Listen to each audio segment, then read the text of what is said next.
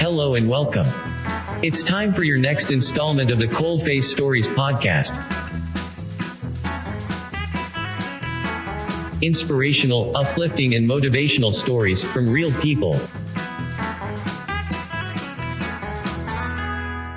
Hey up, and welcome to today's Coalface Stories. Today's special guest dropped out of high school and started his first business at 14.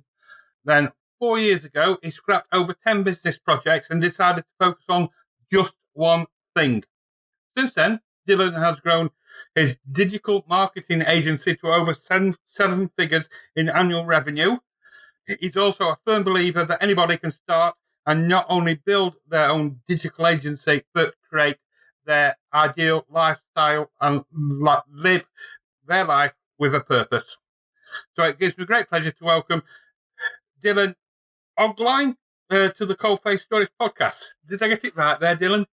Yeah, you got the last name there right. I appreciate it, and thank you so much for having me. And I gotta say, I'm a little nervous. You set the expectations high prior, in the pre-show, talking about we got to talk about great stories, and I'm like, oh man, I got to come on. I gotta make my stories sound great, and expectations are high, man. I'm nervous here. Well, welcome, Dylan, and thank you for taking the time today to join us. Absolutely. And share some of your journey and life purpose with us. And if some of the stories are a bit boring, well, that's life, isn't it? Yes, I guess so. So, Dylan, whereabouts in the world are you joining us from today? Right now, I am in Orlando, Florida. Oh, nice and sunny. Actually, today's cloudy and it hasn't rained yet, but it's supposed to rain this afternoon. So it's one of those. We get like 10 of these a year. Most of the time, it's sunny and hot, but every now and then it's just cloudy. So right, okay. Get that UK weather once a once a month.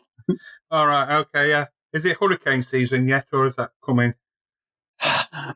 I'm terrible with this. I should know. I just moved to Florida. I lived here for 6 years prior. I never even know when hurricane season is. I don't watch the news.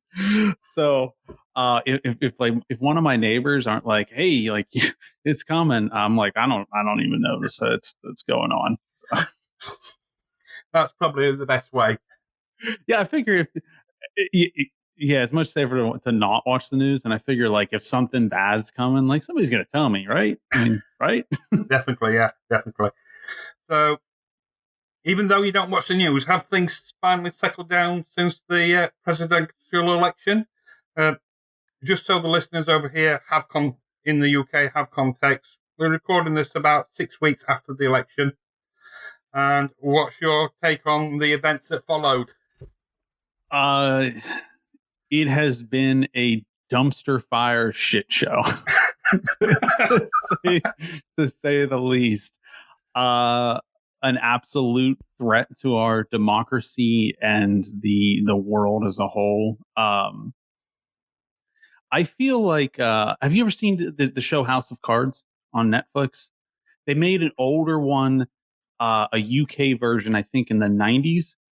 I think it was earlier, about 70s or something like that, yeah. Yeah, it had to do with the UK Prime Minister. And so they made a new one. Probably about 10 years ago, they started a new one with Kevin Spacey. I absolutely love House of Cards. Me and my girlfriend often talk we are living in the House of Cards timeline right now. It is an absolute shit show. It's an embarrassment to be honest with you. It is absolutely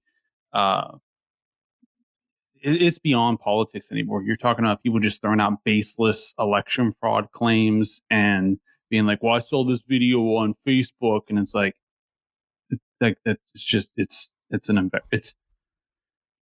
a very sad time. Mm-hmm. Oh, that's going to be my summary right there. It's a dumpster fire shit show, and it's very sad. Yeah. What's the UK version of this? How's the UK seeing this? I think how did that person ever get elected in the first place? There's some people that support him and things, and then there's the others against him. But there's a lot. I think the majority of the opinion is what? It's like an episode of The Simpsons. It is. If if you look at history, like I've often wondered, like the Roman Empire, how the hell did they collapse? They were so powerful. How did they collapse? Uh, that's never going to happen to the United States. And now, 4 years later, I'm like, how the hell did we fall so hard, so fast? How the hell did this happen? It's very dark times, man. Very dark. Yeah, and I think it's even though we take the Mickey out of our Prime Minister and his act and balls up sometimes, it's I think we're just thankful. But it's not that it's not as bad over there as it is here. Well, we've got. I don't know whether you know. A few years ago, we voted to leave Europe, and we've currently got a prime minister that seems hell bent on leaving without a deal with our nearest neighbours. So some of the press are talking about the Royal Navy patrolling the sort of line between England and France and stopping the French fishing boats coming over and things like that. So do people not learn from history? Like, I love my country by all means. I would bleed red to keep the stripes on that flag red. But America first, like Trump's always saying, America, like, are you kidding me? like no, like we're all in this together. And yeah, it's bad. It's so bad. Yeah. So that's that's how things have been since the election. But I believe in the end, uh, progress is not a straight line. At the end of the day, 10 years from now, things will probably be better than what they are now. It has always been a bad bet to bet against progress and, things being as in the moment, you always feel like things are really bad. But if you look long term, we come out in the end. So I believe in the best of people. I believe most people are good. And I believe a year from now, we'll look back and be like, that was some crazy shit. But we got through it. So that's my take on it. Yes. As long as we get through, Dylan, that's the main thing. Yes, we will. We always do. All right. So what does your ideal morning routine look like? Ideal morning routine. I was not expecting this question from you. This is a big shift. We're talking about the global society collapsing. We needed to discuss morning routine. No, I like it.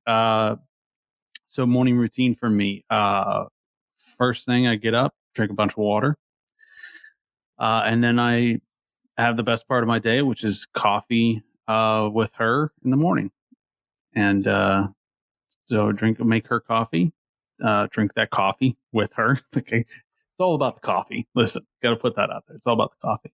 So do that. And then stretch. I do like a 10-minute stretching routine, some like yoga and whatnot. It warms up the body, keeps you flexible. Then I meditate for about 10 to 15 minutes. Then I have my protein shake, get a shower, start working. That's pretty much it. That's great, that. Thank you. So, in a world of superheroes, what would your superpowers be?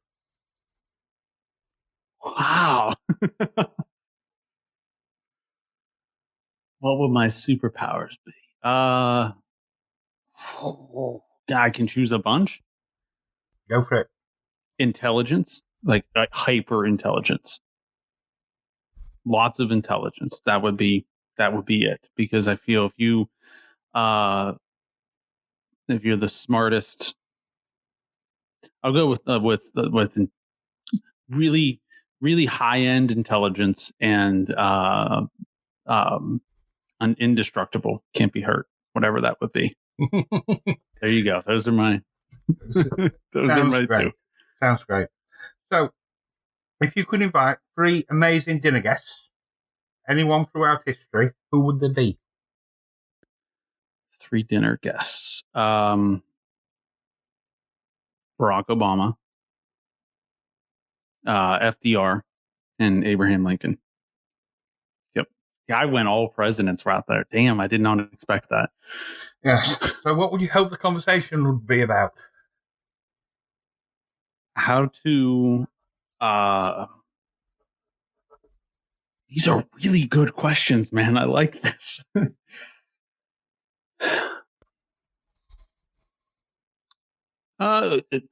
First thing would be how did those people not lose hope? That is how did they not become cynical and and negative? Especially FDR and Lincoln, because obviously they saw much worse times than what we've seen. So yeah, how did they remain positive? How did they not become so negative? And then how do we inspire people to the best of their nature? Would be my main focus. How do we inspire people to the best of their nature? I think that would be a great conversation if we sat around the dinner table with. And you definitely won't want to get a word in edgeways. Just let them go. Let them go. Yep. Yeah. If it's all right, I've got a few questions about you now. And Sure. we might jump about a bit, so it's not going to be like, how did you start out, and then go step by step all the way chronologically through your story. It's just, and we'll just see where the conversation leads, Dylan. That works for me. Right. So let's start with a question that many might actually see as being the elephant in the room. Is it actually possible to design your own laptop lifestyle and become a digital nomad while still running a successful 7-figure business? Or is the 4-hour work week a complete myth? I like how you ended that with the 4-hour work week. To me, and for listeners out there, he's referencing the 4-hour work week by Tim Ferriss. Buy the book, read it. It's incredible. To me, the 4-hour work week is not about working 4 hours a week, because I certainly work more than 4 hours a week. It's about being able to do what you want, when you want, where you want. It's beyond most people when they're thinking of freedom, like the freedom, like most people just, most of their life they spent just aiming for financial freedom, but they don't realize all the things that they give up and place to get that. They give up their health. They give up time with their family. They give up going to the same boring job that they hate, not, 40 hours a week, commuting 2 hours a day. That's it. It's really just trying to do the opposite of that. So is it possible? 100%. Yeah. And I believe it's becoming more and more people are going to be transitioning to that. It becomes easier and easier because of we're making more of a transition to a digital world. The definition of work is changing. So more people are going to be working at home. More people are going to be having flexible work life. They're not going to have to go to an office from 9 to 5 every single day, getting 2 weeks off a year. They're going to have a lot more flexibility. So the short answer to that is yes, it is possible. That's great, yes. And I think this year has definitely illustrated that the world of work is changing, because everyone's, especially in this country, if you can work at home, you are working at home. And a lot of companies with big offices, everyone's still working at home, even 5-6 months after they could have gone back, because it's,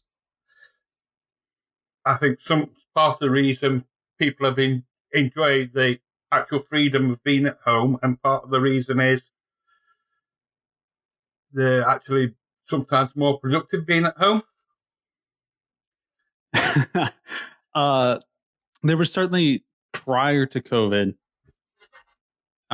there was still a large amount of people who had a stigma that people who work at home were less efficient. They were lazy. They're sitting there in their boxers playing video games all day. And then COVID kind of forced everybody to work at home, or the mass majority of people. And I think this is good. out of bad times, there you always have to look for what was good. What are the good things that came out of the bad times? And I believe that one of the good things that is going to come out of this is there was a lot of time and resources that people were wasting doing what they thought, in quotation marks, they had to do on a day-to-day basis for work. And people realized that, like, I can work at home, it's much better. And believe it or not, you might actually end up being better at what you do. And it's not just the individuals, too. Companies are seeing this as well. Companies are realizing that, this is actually good for employee productivity. Oh, and on top of that, uh, we're not wasting all this money on office space and whatnot. We can reduce our expenses drastically and get better employees, get better team members, and they're going to deliver better results. So it's a win-win-win for everybody, Yeah, except for commercial real estate. If you're in like office buildings, that's a bad place to be right now. Like the next 50 years, that's not a good business to be in. yes, I'm sure. They'll think of something to reinvent it, because I think even though we do work at home, or a lot of people are working at home, it's still nice to get out and actually meet people. Mm-hmm. When you can. I think I see co-working spaces, a lot more of those.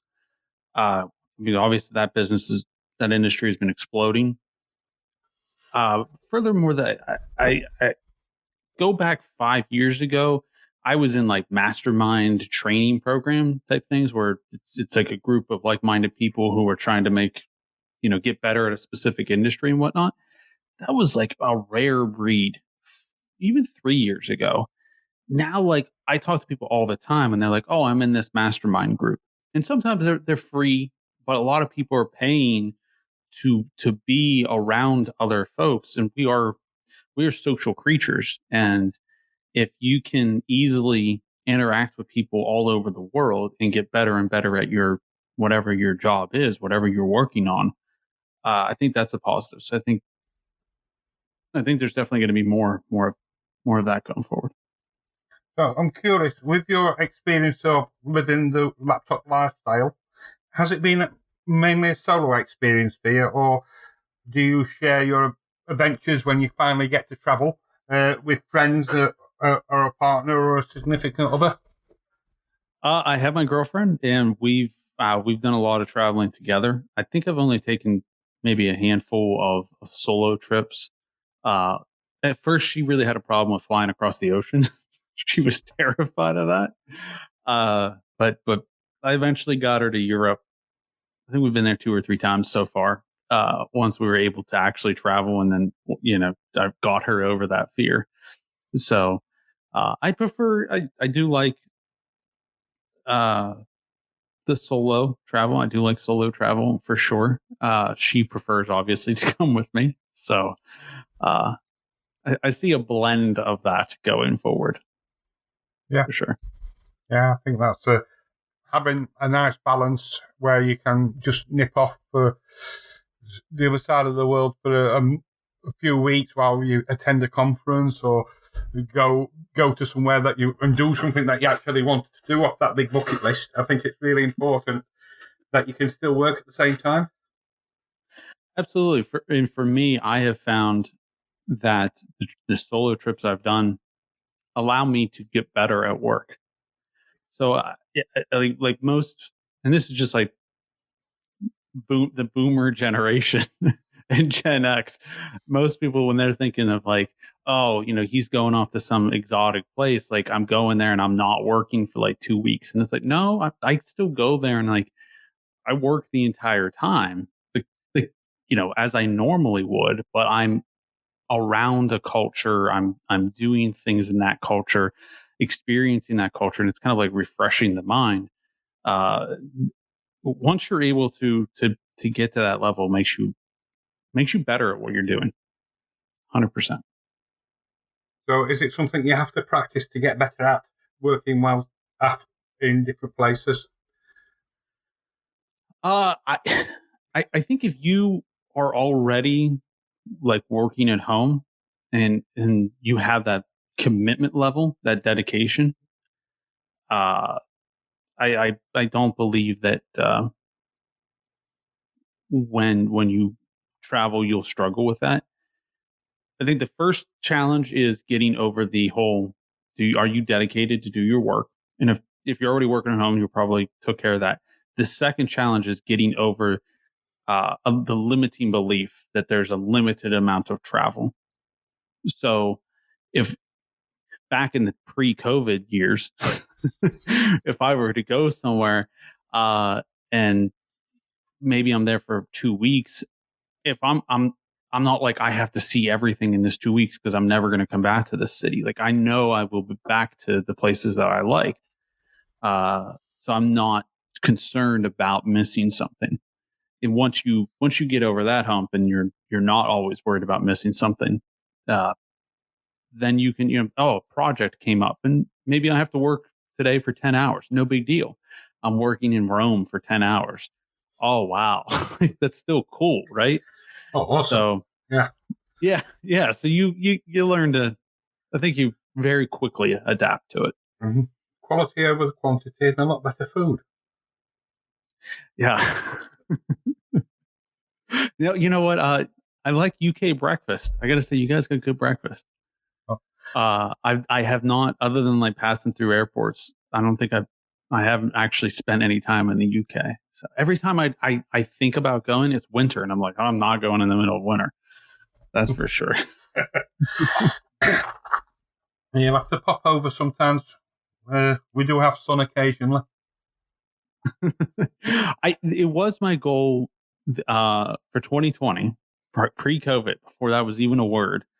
It was my goal to spend 90 days nonstop outside the United States. I definitely wanted to do at least 30 days nonstop in Japan, but I also discussed with my girlfriend like hitting up Ireland, the UK.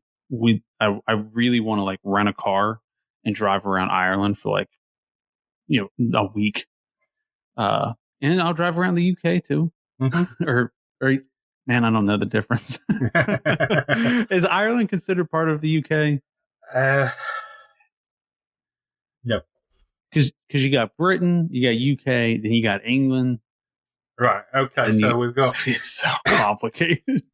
Great Britain is England, Scotland, and Wales. Okay. And then we've got the United Kingdom of Great Britain and Northern Ireland, which is England, Scotland, Wales, and Northern Ireland. Then we've got the British Isles, which includes the England, Scotland, Wales, and the whole of the island of Ireland, the Isle of Man, and a few other islands as well. So now, from now on, I just need to say I want to visit the British Isles. Is that what I should say? well, you can say Great Britain and Ireland. That covers both as well. Okay, all right. Great Britain and Ireland. Boom. Yeah. Yes, there's loads of fantastic places. Obviously, I think the whole lot will fit inside Texas easily. And you guys got good. You got a good public transportation too, don't you? Yes, we moan about it, but yes, we've got like trains and things. Hey, listen, in the United States, we don't do that. No, we've got trains. We don't do trains. But I love like that's one of my favorite parts of Europe is the public transportation system in most countries tends to be incredible. So you can bounce around really easily. We just don't have that here. Yeah. You got to rent a car to do anything in the United States. It's a big place. Yeah, I think it's no more than 1,000 miles end to end. So yeah, that's not bad. But the scenery changes a lot, and there's lots of different types of scenery rather than just the same thing for a big area like you tend to have.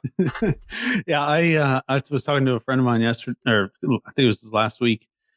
He's lives in Texas and he's driving to California. I think he lives down near the Houston area. So just to leave Texas, it's like 10 hours of driving just to get out of the state. Because it's so big. Texas is just massive. And it's dry. Yeah, I think you could. What's it? So it's, I think Edinburgh to London is about 400 miles. Oh yeah, that's just a quick jaunt around here. Yeah, yeah. So it's sort of like 6 to 8 hours drive or something like that. So including stops at the. So we're talking totally different scales and things. Yeah, it's a little bit different over there. You touched on it a couple of moments ago. Has the current worldwide COVID pandemic affected your plans this year and next year to leave your digital nomad lifestyle? Yeah, it's just been. I like to add the context. It's the definition of first world problems. Like, I can't travel. Wow. There are people who, lost their jobs, they lost their life savings, they lost their lives, they lost the lives of loved ones. So, uh, this year's been slightly boring. I haven't been able to travel. Like, it could be much worse. I'm very blessed, very thankful. My business went up this year. Uh, Nobody in my immediate family got COVID, was impacted by it. Uh, there's a vaccine that's out now. So uh, it seems, 3 months from now, maybe 4 months from now, I'll be able to travel and it'll be just like, oh, I stayed at home for a year. Uh, that's a very lucky position to be in during a pandemic. And I'm very thankful to be, uh, to have only been impacted with my amount of travel. So once things pick back up, I plan on traveling a lot, certainly. And I feel like it's almost kind of like a responsibility, I guess I should say, because a lot of people, if you've done any amount of traveling and you go to countries that aren't as well off as the United States or the UK or Australia, you go to like Southeast Asia. Uh, when you stay at a hostel, when you visit these restaurants, when you're using services and whatnot, these people, like, they rely on that stuff. It's the difference between eating and not eating for them. So I have the ability to travel. A lot of people rely on it, and so as soon as I possibly can, I want to get back out there and get on the road and see our planet. Yeah, I think what that answer certainly puts it into perspective. Yes, it's a first world problem. We can't travel. We've got houses to live in. We've got somewhere to work. Yeah, We've got food. We've got clean water. We've got heating or aircon or whatever, electricity. And some of these people, like you say, are just in other parts of the world. They're just left because there's no one there to support them, and the people aren't coming that they rely on. So yeah, you definitely put it into perspective there, Dylan. absolutely, man. So, what would you say are the main steps for anyone wanting to build a digital lifestyle for themselves? Well, it kind of depends on where your current position is. If you have a job, y- you're working full time for some business, you're going to have to certainly take different steps than somebody who already has their own business. If you have your own business, that is certainly a better a better way to go, and it's much easier. Uh, so for first steps, what repeat the question for me because I want to make sure I answer it really good. What would you say are the main steps for anyone wanting to build a digital lifestyle for themselves? Main steps. I see that most people probably, I'm going to go with this, that the main roadblock for most people is they get caught up thinking that they're not going to be as good at what they do if they work at home, especially if they're traveling the world while they're doing what they're doing. The reason I'm going with this as the roadblock, is the main step that people need to focus on, is that we've become more and more digital. Everybody works off of a laptop or has a desk at home and they're working at home. Like, most people are already doing that, but there's still this fear of what you am I going to if I'm in Europe for 3 months, or if you're from the UK and you come to the United States for 3 months, am I going to be able to make an income? Am I going to still be able to do my work? Uh, and what I always suggest to people is just reverse the question and just think that, is it possible that I could be better at this? Is that possible? Uh, Second thing would be, and again, this kind of all depends on where exactly you want your lifestyle to be. If it's just working from home, it's a little bit more simple than say traveling around the world.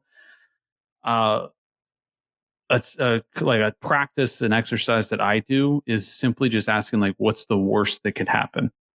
So let's say I'm going to pack all my bags and I'm going to go to Europe and I'm going to backpack around the country. I'm a web designer. I'm going to do my work backpacking all around Europe for 3 months. Just say that's the example here. But you're sitting there, you're worried, like, what if my clients find out? What is, what if I lose my laptop? What if this happens? What if that happens? Just make a list of, like, what is the absolute worst that could happen? And then think, can I recover from that? Like, you lose your laptop. Like, is there anything that you can do to have steps in place to mitigate your risk so my clients find out? Well, if I'm delivering good results to my clients, they probably won't care. Okay, so the clients the clients leave. The clients fire me. So I'm a web designer and my clients fire me. They don't want to work with me anymore because I'm backpacking around Europe. For whatever reason, they decide to fire me. Can I recover from that? And what you'll find is that most of the time with these mental roadblocks, it's not as bad as you think it is, and 99.9% of things you can recover from.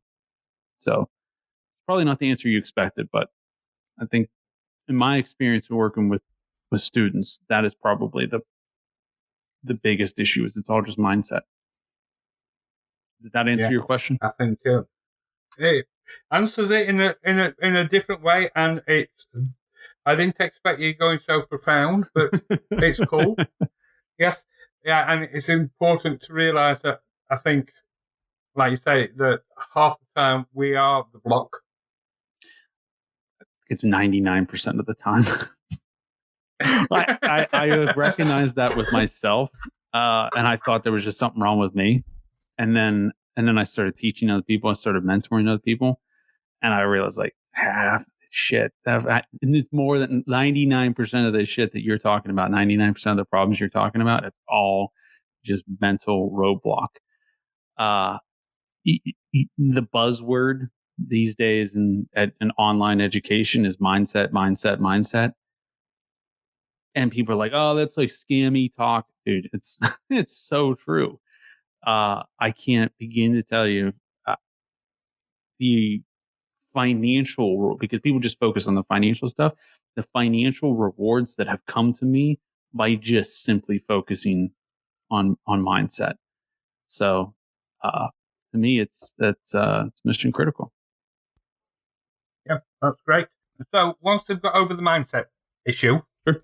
what would you say your top 3 tips for creating a successful 7-figure business and living your best adventurous life and fulfilling all your dreams? Wow, that was a loaded question. So I had to write that one down. Top 3 tips. The first tip would be focus. So this is I'm going to separate these two questions. I'm going to separate into 2 things: building a 7-figure business and living the lifestyle of your dreams. That was the other question, right? Yeah. So, tip 1 for building a 7-figure business would be focus. The more niche down, the more narrow that your business is, the better. For a multitude of reasons. I think probably most important is that you get better at what you're doing. In my particular case, as an example, I have a digital agency. In this industry, a lot of people talk about being full service. So you want to do everything for everybody. You need a website, boom, done. You need a logo, I got you. You need PR, I can do that for you. You need content writing, I can do that for you. You need digital marketing management, boom, done. You need video production, we got you. That's where most people tend to go. And the big problem there is that you never get really good at anything. You're kind of just mediocre at everything. So with Oakland Digital, with my business, we just do one thing. We do digital advertising management, direct response digital advertising management. Or in English, we manage Facebook and Google ads. That's it. That's what we do. You need a logo. I got people I can refer you to, but no, we don't do that. That allows us to be really, really good at what we do. But then we take it further. We don't just do direct response digital advertising for everybody. We only work in a very slim amounts of verticals. So we're not doing restaurants one day and then a doctor's office the next, and then a dentist, and then a lawyer, and then a plumber, and then a gym. We just work in very few industries. So we're not doing everything for everybody. We're doing very few things for just some people. So I think focus would be number one. Number two would be, and I'm just flying from the hip here on these answers. Number two would be your number one focus with growth. The main thing you should be really working on is your marketing. Is this self-serving because I'm a digital marketing agency? Absolutely. But with digital marketing, Facebook, Google ads, essentially, you once you get it working, you literally have the ability to purchase growth. So you're no longer just like, man, I hope we have a good year. You can be like, that's double sales this year. So you just double your ad spend. And then you can solve the other problems in your business, such as the amount of work that you can handle or the amount of product that you can deliver. But you no longer have the question mark of growth. Third tip would be don't forget number one. So 3 tips on lifestyle. First would be probably what define the lifestyle that you want and try to remove any kind of limiting beliefs that you might have. So let's say you have a family. I don't have any kids myself, but say you have 3 kids and a wife, and you guys want to travel around the world. Well, you might be sitting there thinking like, well, can I is that no, that's not possible. You can't travel around the world with 3 kids. What about school? What about this? What about that? Well, just Google that shit and just see like, are there other people who are doing what I think can't be done? Odds are there probably is. So think about what your absolute optimal lifestyle is and then try to narrow down any kind of limiting beliefs that you might have about it being possible. And if they stick, if you still have that limiting belief, just find somebody who can prove you wrong. And like 100% of the time, you're going to find somebody who can. There's people out there who are complete amputees. They don't have any arms and legs, and they travel around the world. Like there is going those there are people who climb mountains like that. So like don't tell me that you can't do this shit. I don't want to hear it. Like yeah, completely forget your limiting beliefs. And then number 2 would probably just be ruthlessly dedicated to it and recognize that the most precious resource that you have is time. So not having the lifestyle that you want is a terrible way to live. Does that mean that every day that you're going to get to a situation where every day is glorious and perfect and you have the absolute perfect lifestyle. No, that's not what it means. Because there will be days that suck and aren't optimal and, are not going to be perfect. But to not live the majority of your days living the optimal lifestyle uh, is a terrible, terrible way to live. That's all I got. That's the only two two tips I got right now. They're two really powerful tips, and you've gone over and beyond. So that's five, five really powerful things that I've noticed doing these interviews, talking to people like yourself in various different things. Mhm. These come up again, and again. Focus, niche, and about the mindset, and just trying to do your best and get out of your own way. I would go back to building a 7-figure business. When I answered those, I was presuming that you already have a business. Yeah. If you don't, I would add one other additional tip, and that's to fail fast. In the tech space, people talk a lot about MVP, your minimal viable product, or MVS, your minimal viable service. Proving product market fit. Yeah, these are buzzwords, but it is mission critical. You don't want to spend and this is most commonly if you're starting your business, you're nervous, you're scared about putting something out there into the marketplace. It's nerve-wracking if you've never done it before, especially. But you don't want to spend 6 months, a year, 2 years building something only then to go and try to sell it or put it out into the marketplace and find out that nobody wants it, that there is no need, there is no desire for your product or service in the marketplace.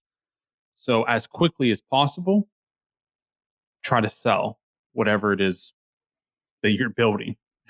It could be a training program. It could be a service where I'm trying to think of an example. I did a podcast recently where the guys are building like a podcast management service. So they'll edit your audio, edit your video, and make all the short clips and stuff like that.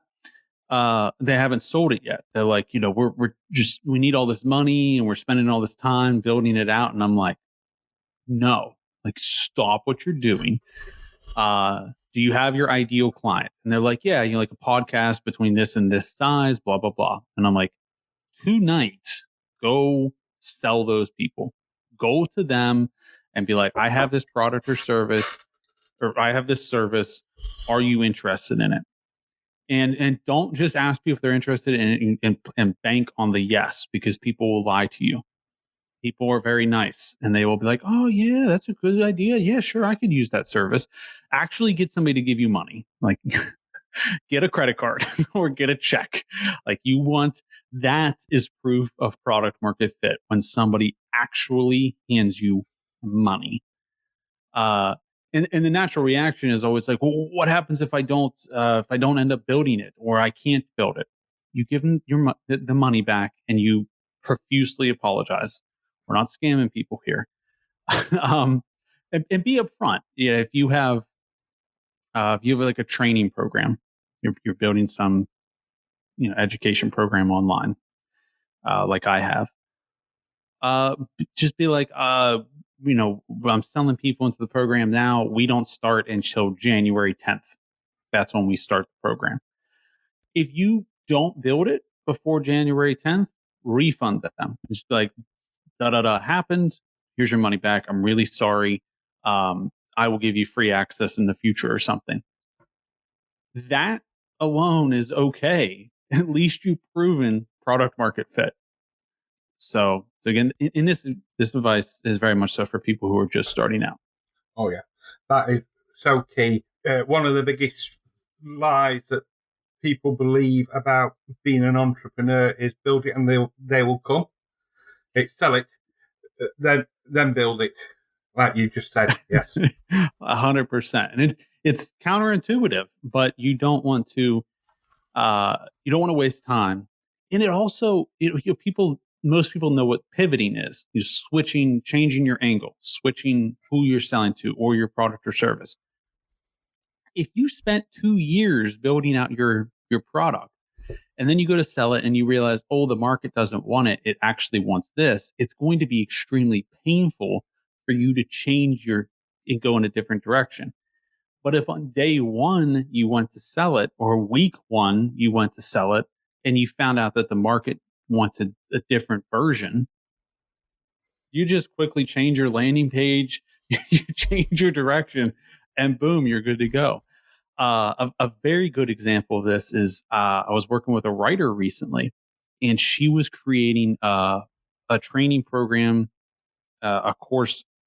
I think it was something to do with copywriting for fiction writers. And she's an incredible writer. She knows about marketing. I don't remember the specific direction, but basically it was something like copywriting for fiction writers. And she spent a year building out the program, never tried to sell it. And then she went to go and try to sell it to fiction writers. She knew her ideal client. She goes to them, she tries to sell it, and like none of them were willing to invest in it. And what she found out was that fiction writers, it's mostly a hobby. It's a hobby type of business, or hobby type of writing, I guess. They're not investing in it. Like, they just don't do that. They're doing it because they're passionate about writing. So nobody bought her course. And what she found is that like nonfiction writers were the type that would buy her course. So she had to rebuild it from scratch. And that was difficult for her mentally and time wise, because she had spent a year building out this copywriting course for fiction writers. Yeah. So don't do that. No, definitely. Yes, it's having them pre-sales and sales conversations up front before you even create something is really important, because that's where you find out what people actually want, and then you can sell it to them. Yeah, and if you can't get the 16 digits, it's not viable. Absolutely. Thanks for listening. Hope you're enjoying the conversation with Dylan. After a few words from our sponsor, we'll be rejoining the conversation where Dylan will be sharing how he uses the power of stories. Small Biz Web Hosts provides fast, reliable, scalable, UK-based web hosting. Designed especially for startups, coaches, small businesses, and entrepreneurs. Download your free guide to find the best web hosting for your business from go.sbws.co.uk/web-guide, or click the link in the show notes.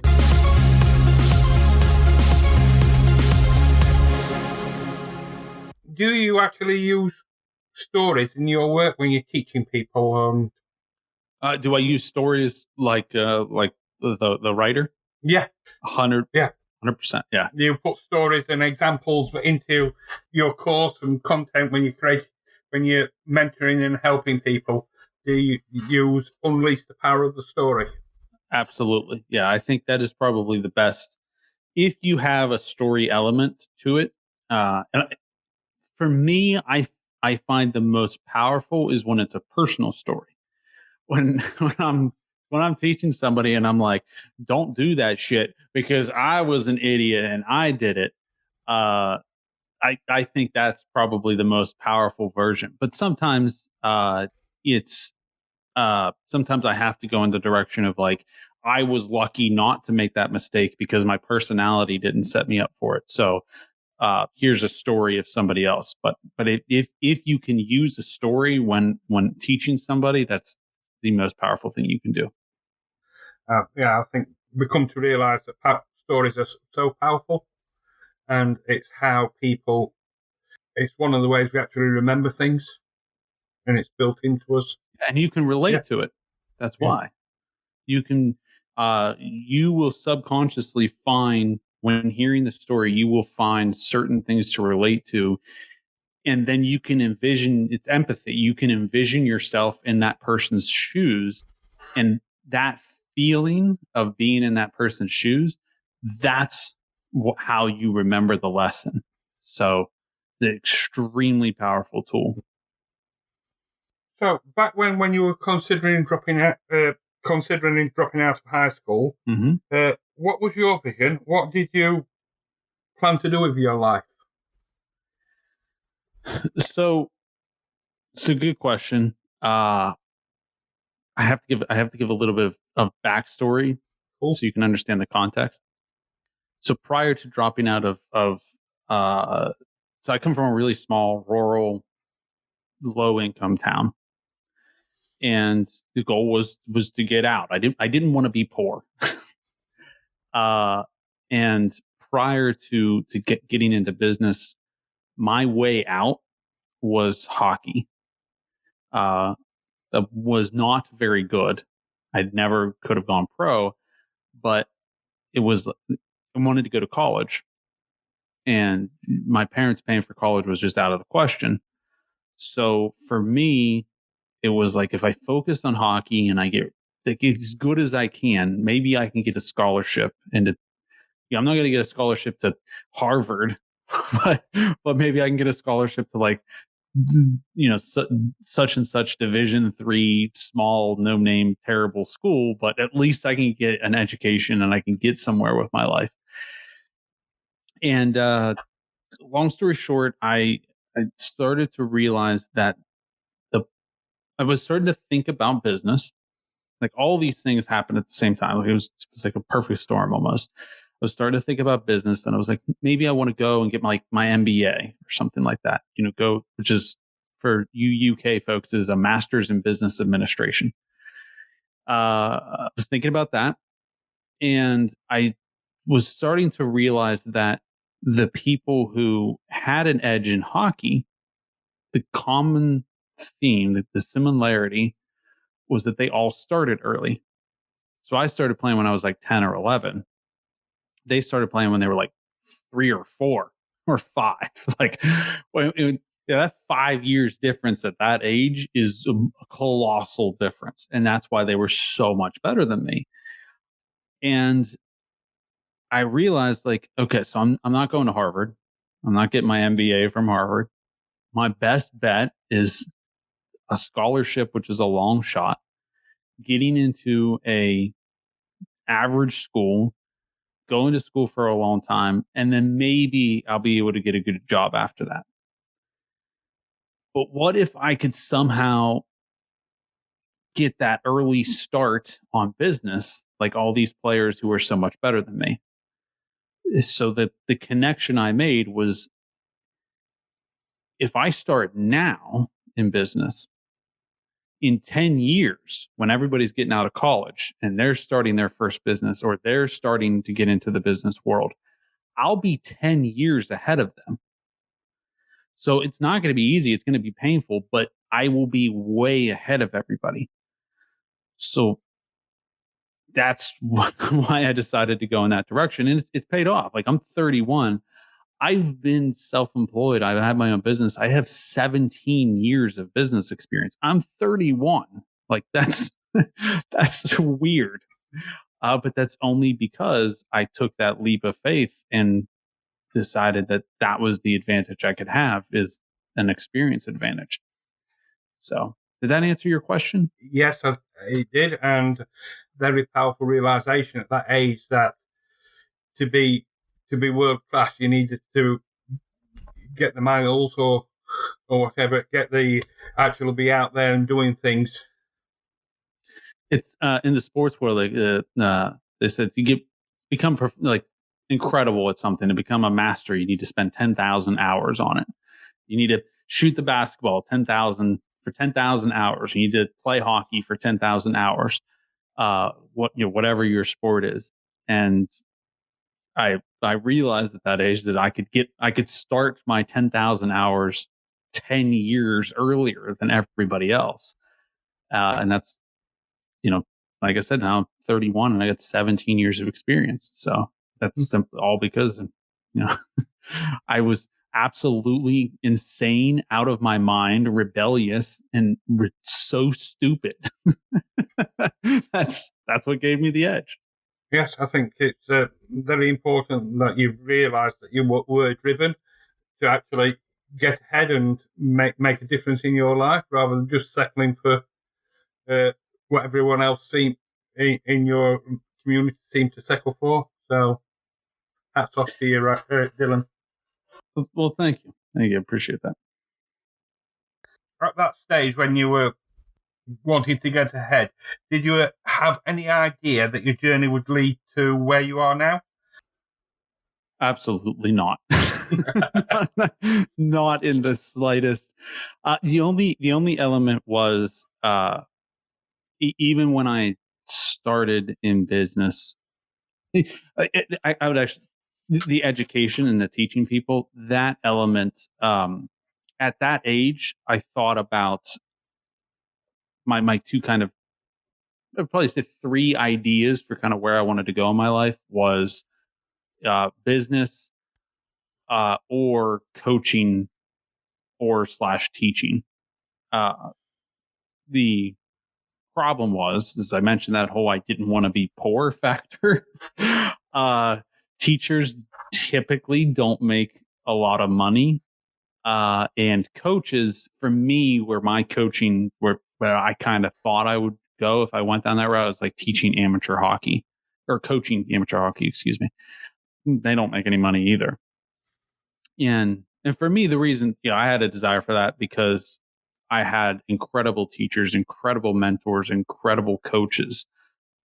And I was like, I want to do that too. I want to help other people in that way too. But owning a digital agency and teaching people how to start their own agency, go back 5 years ago and I wouldn't have guessed that I'd be where I am. Absolutely not. No way. But No. that's the way it works. I think it's great how you've actually come full circle from that initial idea of teaching and coaching people to actually doing it now, but in a new way that helps empower them. So I think that's really good. And I love how you've shared that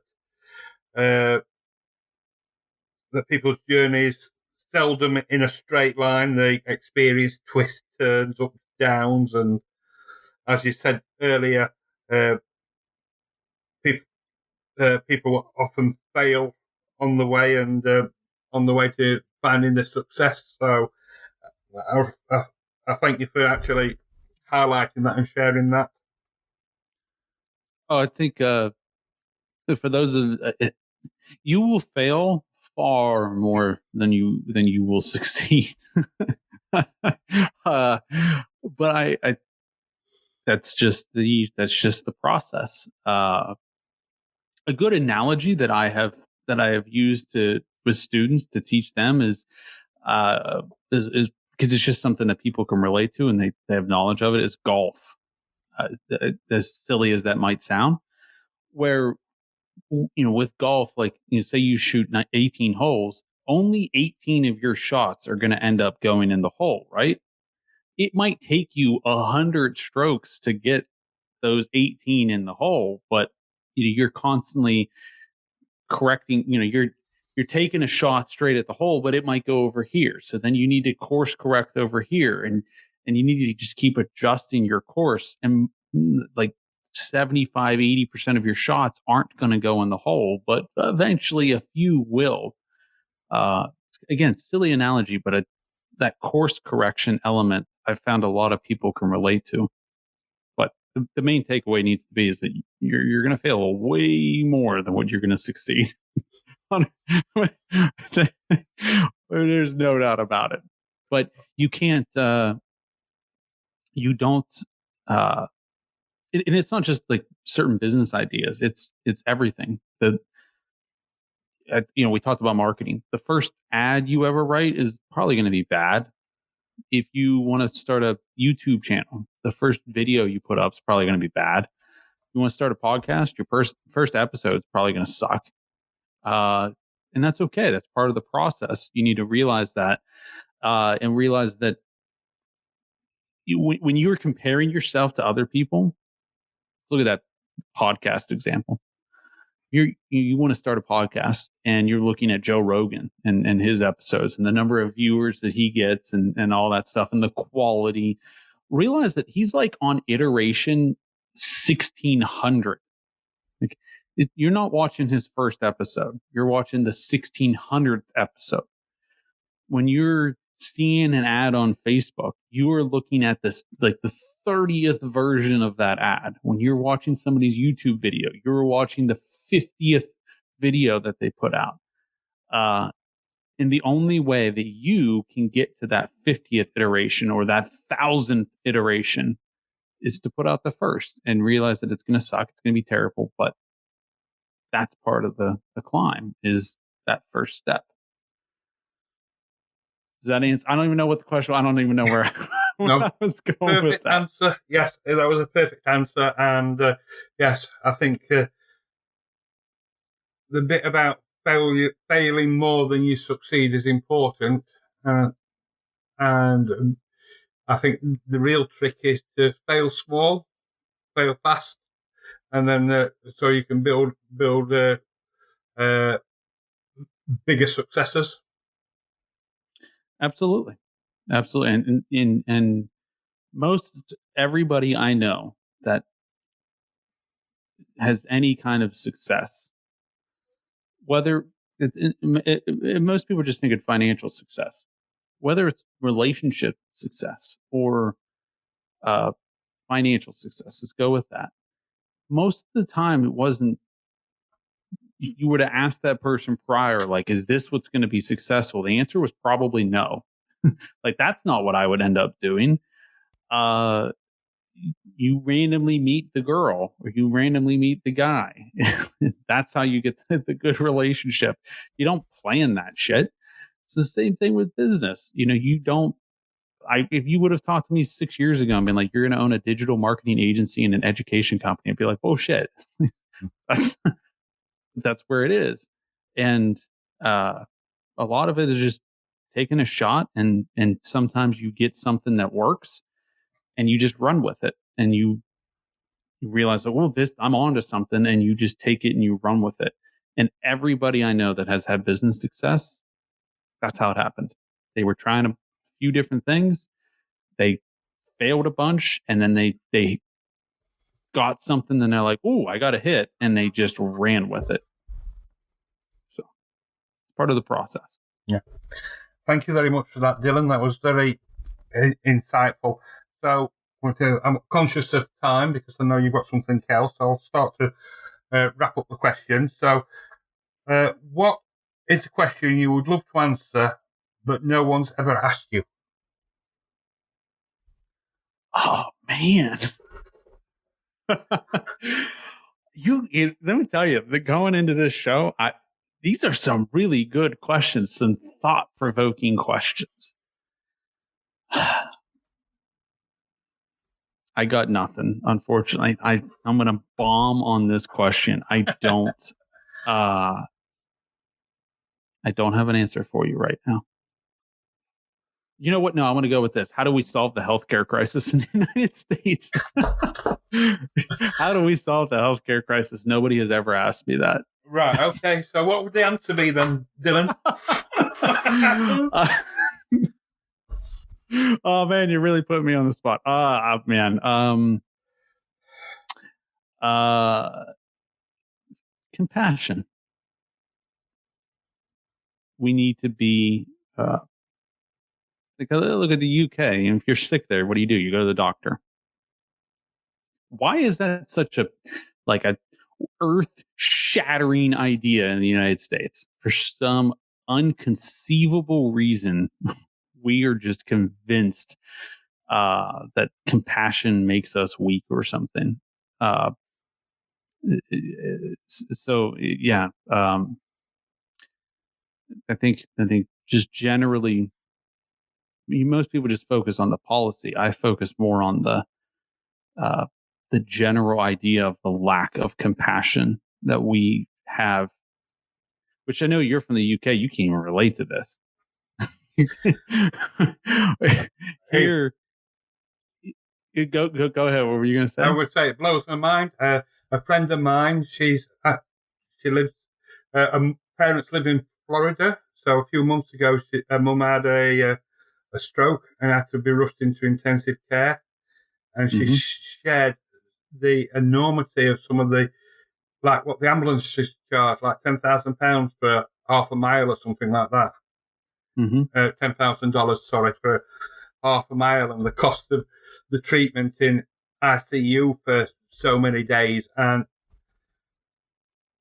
it was gobsmacking and jaw-dropping the amount, and it made me definitely realise how lucky we are. Because if we have an accident, the ambulance comes, or the air ambulance comes and carts us off to hospital, and they put us back together, and it's all part of the service. Why is that such a? I like you mentioned your. I think you said your friend's mother had a stroke, right? Is that who it was? Yeah, it was friend's mother. Yeah, friend's mother. Yes. I feel that pain, man. I don't want that person to be thinking about, oh, am I going to be able to afford my medication, or how am I going to get to the doctor, or like, and on top of this, it's cheaper. It's cheaper to have universal health care. I bet you didn't expect us talking about this on your show. Oh no, but it's really important topic.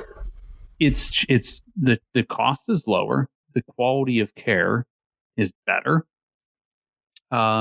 Doctors tend to get paid more, nurses tend to get paid more.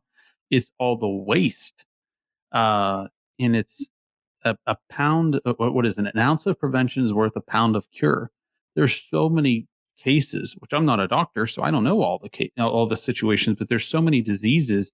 I think breast cancer is one of them, where if it's caught early, the cost of treatment early is like 1/100th of catching it late. But so many people in our country, or my country, I guess, they don't go to the doctor when they think that they might have a problem because of the expense, because of the deductible. So then it ends up being way, way more. Or people who I read this story once, man, where this I'm going to butcher the story, but there's thousands of stories like this.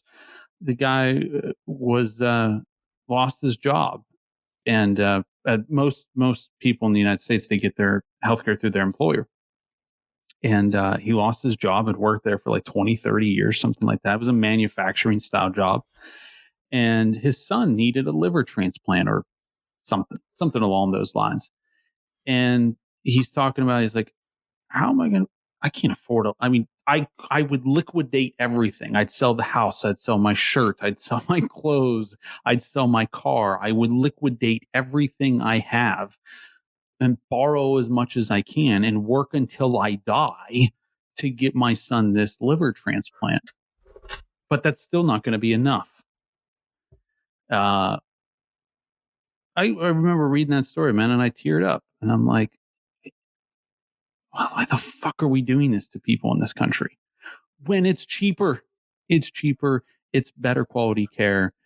So yeah, that's a question that nobody's ever asked me. So the solution is just universal healthcare coverage, or why the hell can't we just have another one? I'm going off here. I apologize. My father has lung cancer, and most of he lives in Florida. Most of my family lives in Pennsylvania. And this was maybe 2-3 months ago or something like that. He's up in Pennsylvania. Now, let me add a backstory here. He has incredible healthcare coverage. Like, he has a high end, very good, very expensive healthcare plan. And he's in Pennsylvania, and the doctor in Florida ran some tests. He's visiting family, and they're like, you need to go in for, I think it was a biopsy. And so they, contact whoever to do the biopsy, and they're like, well, it's not covered because you're in Pennsylvania. Your healthcare plan only covers emergencies. This is not an emergency. If you get the biopsy, it's going to be like $12,000. Or you can drive to Florida and it's free. Why? And that's just this. There's a million stories just like that, and for some reason, that's the solution we have. That's a good idea. Sorry, Dylan, but that's absolutely heartbreaking. That it's that they can be so petty, for want of a better word, rather than just deliver the service because people need it. Absolutely, man. It's and I will pay my taxes so that some 8-year-old kid can get a liver transplant for free and his parents don't have to, be stressed. Being a parent is stressful enough. Life is stressful enough. I'm blessed. I'm 31, knock on wood. I've never had more than the flu. I'm blessed because of that. I'm not better because I've never been sick. And, F you if you think that some 8-year-old should not get covered, should not get a liver transplant because his parents can't afford it. Like, go to hell. It's my opinion. Yeah, I think we should, when people are sick, go to the doctor. Like, how is that not the solution that we have in the richest, greatest country in the world? Like, why? I talked to my brother recently about this, and I said, if I have one thing, I have interest long term in my life of getting into public service. I have no idea what that's going to look like. I hate politics, even though we've talked a lot on the show about politics. I didn't expect that. I absolutely hate politics. It's messy. It's dirty. But if I had one goal in my life, it would somehow be to get healthcare to be better in this country. Mm-hmm. I feel it is, like you said, heartbreaking when people get sick and they have to worry about doctor bills. Well, if you could pull that off, Dylan, that would be a fantastic legacy. I'm not one to think about legacy. I think more about, I believe 200 years from now, we're all going to be dust. Nobody's going to remember us. To me, it's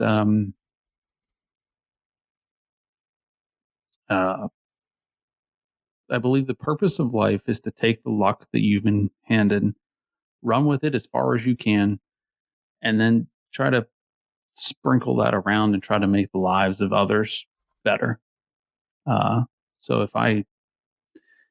if the purpose of my life is to move the needle a little bit forward and make it a little bit better, and I have no idea what that's going to look like or how I'm going to do that, but if I could move it just a little bit forward and have one less parent not crying at the kitchen counter table with their wife, trying to think about how they can liquidate everything to pay for their kid's liver transplant. I think that that's a good goal in life to have. Oh, definitely. So, on a lighter note, what would your favourite dream holiday vacation destination be? Yes, this is a much lighter note, and I apologize for making the show so heavy. No, that's perfectly fine. Things need to be said. Yep, things do need to be said. Perfect holiday. I don't have any specific destination. If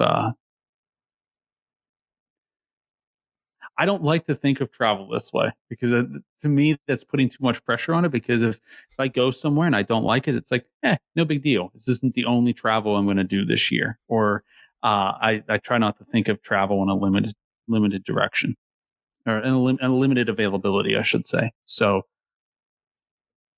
but to give you an answer, because I know you want one, I really want to spend a lot of time in Japan.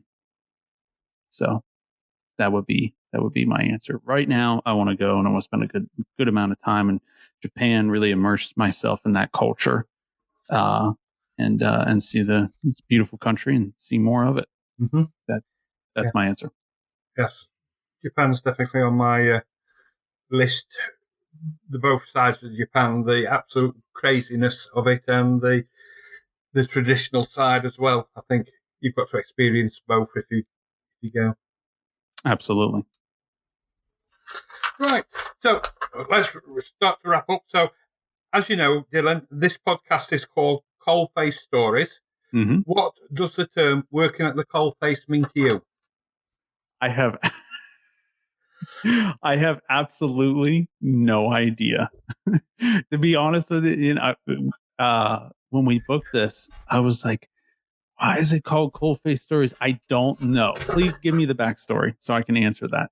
What does it mean to you?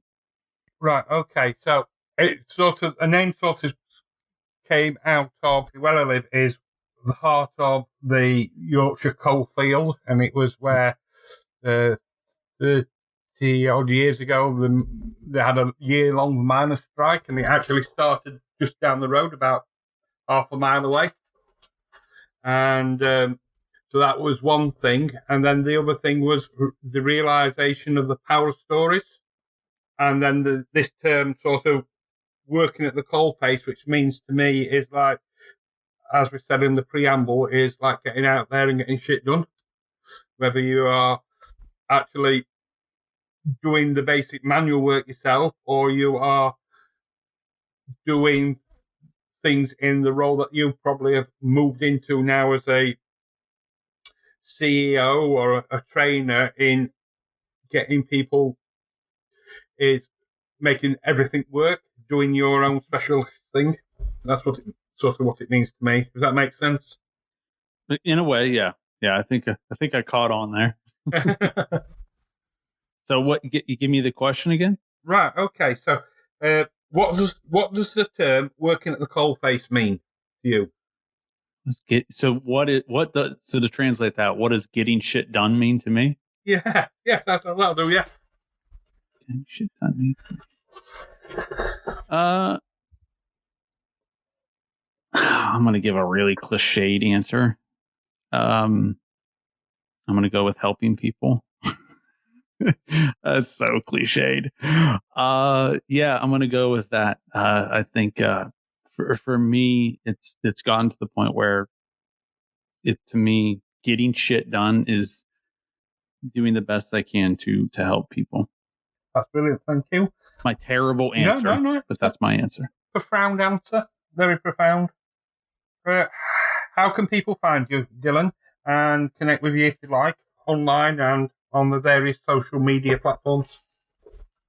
Sure. So on the Instagrams and the Facebooks and the LinkedIns, etc., it's simply at Dylan Ogline.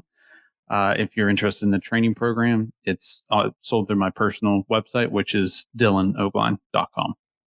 That's great. Thank you, Dylan. I shall put them in the show notes for people to find and do the necessary clicking on. And yeah, so thank you, Dylan, for being such a fabulous guest. I'm sure that you provided listeners with some great insights, and you definitely provided tremendous value. So, was there anything else you wanted to say or add for the listeners? Yeah, I would like to switch this around and ask you, Ian. You said at the beginning that the goal of the show is to tell incredible stories, and my expectations. I was nervous. Did I tell incredible stories? I think you came up with some great stories and some great insights on life and how you see life, and I've been crossing questions out because you've been answering them. Good. So I wondered, at one stage, I wondered whether you actually had my notes. So hey, I'm glad I was able to have the insight and answer your questions before you even asked them. So yes. So it's been a really, really great conversation. Thank you very much for your time, Dylan, and I hope the listeners have enjoyed listening to our conversation. So thanks again. Absolutely. Thank you so much for having me. Thank you for listening to today's episode. Hit subscribe to catch new releases.